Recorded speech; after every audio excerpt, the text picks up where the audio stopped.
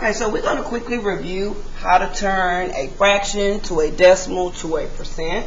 Before we look at this problem that we have right here, let's just quickly review about a couple of things. So first of all, when we're going from a fraction to a decimal, we would just simply top in, bottom out by dividing. Okay? From there, if we go from a decimal to a percent, we would just simply move my decimal 2 times to the right. Okay? And then let's go the other way, the opposite way, and see from a percent to a decimal, we will move it 2 times to the left. Our decimal.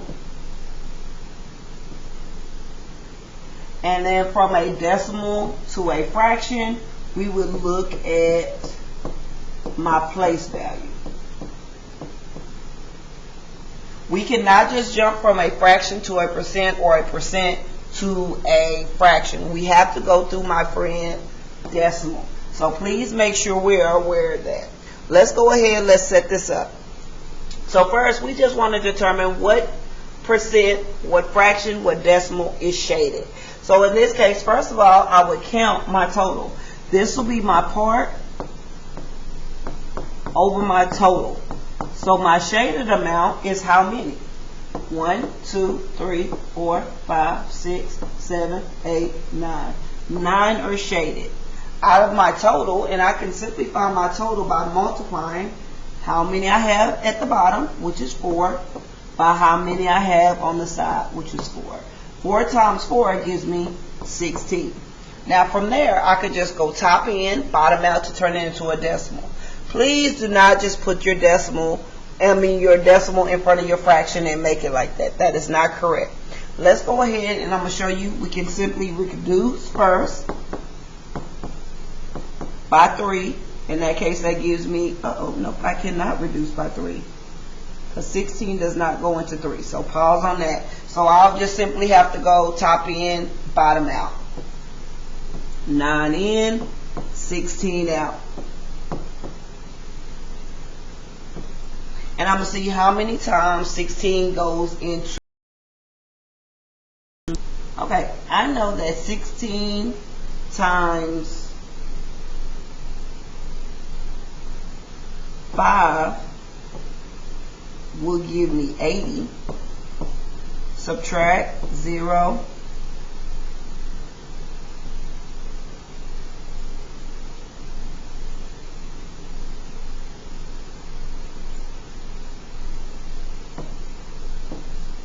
Goes in there 6 times, which is 96. And we'll just go one more time, and that goes in there too. And we can actually stop right there. Now from there, I can just move my decimal over 2 times. Here goes my decimal. So I have my fraction, I have my decimal, and from there I can turn my decimal into a percent by moving it over 2 times to the right. And there we go. Let's look at another practice problem dealing with fraction, decimal, percent. Convert to a fraction. So in this case, again, I have a percent and I want to go from a percent to a decimal to a fraction. Or I can put my 48% over 100, whichever one works best for you. But it's going to give us the same thing. So in this case, I'm going to go ahead and convert my percent by adding my decimal at the end of my number, and I'm going to move it over twice. 1, 2. So in that case, it'll be 0.48. From there, I'm going to look at my place value. Tenths, hundreds. So I will simply put this number over 100. Now when I put that number over 100, I'm not going to leave it like that. I have to reduce. I have to simplify it. So let's look at the back number. So automatically, I already know it ends in a number that can be divisible by 2 because it's an even number. 0, 2, 4, 6, 8. Those are all divisible by 2. So I would simply divide by 2. 48 divided by 2, I get 24. 100 divided by 2, I get 50. And I can keep on going. Let's go again. And we're going to divide it by 2 again. So that gives me 12 over 25. And I can stop right there. Okay, so let's look at this last problem. Just being able to go back and forth between the two, from a fraction to a decimal to a percent. And again, we need to be able to convert into all three of them. So let's look at the first one. The first one, I'm given my percent and I need my decimal and my fraction. How do I turn a percent into a decimal? I do so by, again, adding my imaginary 0 at the end.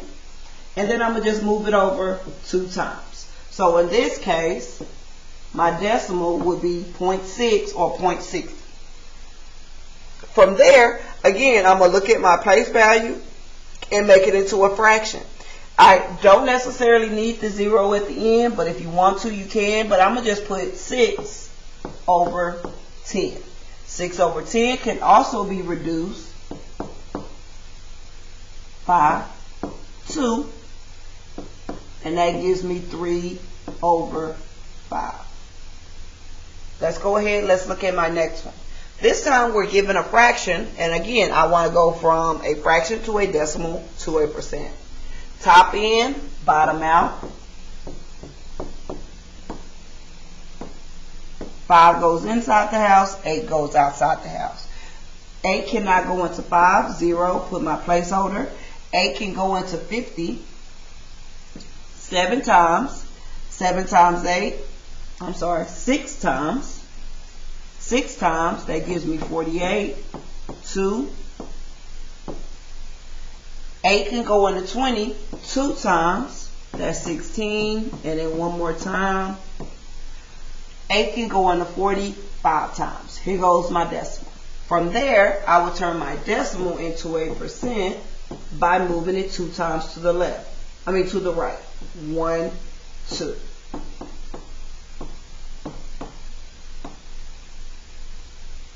Let's look at our last one. We're given our decimal, so let's go ahead, let's turn my decimal straight into a fraction by looking at my place value. This is my tenths, this is my hundredths. So I will put 24 over 100 and see if we can reduce it, which we can. Let's reduce it by 4. 24 divided by 4, that gives me 6.